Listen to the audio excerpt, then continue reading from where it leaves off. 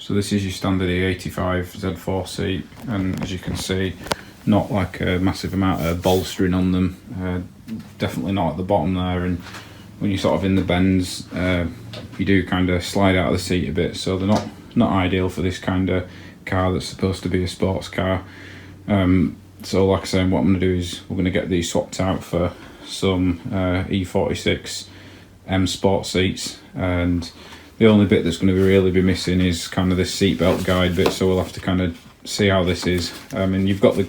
guide where it comes out here anyway, so it may be that it's fine, but if not, we'll try and find a way that we can perhaps reuse this or set something else up.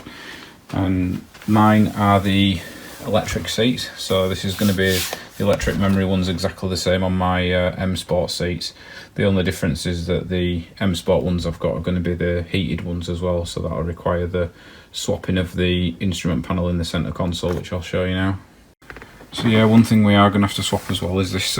control panel here that does the roof, the traction control and the tyre pressure. So the heated seat version has like a little button on each side, and it's got three settings for the heated seats. In theory, because this is a 2003 car, and they apparently still came with all the loom in, even if that wasn't an option that was selected on the car, we should hopefully just be able to change this control panel out for one of the correct ones that's got the heated seat option on, and then yeah, we should have those working as well, which is going to be amazing for those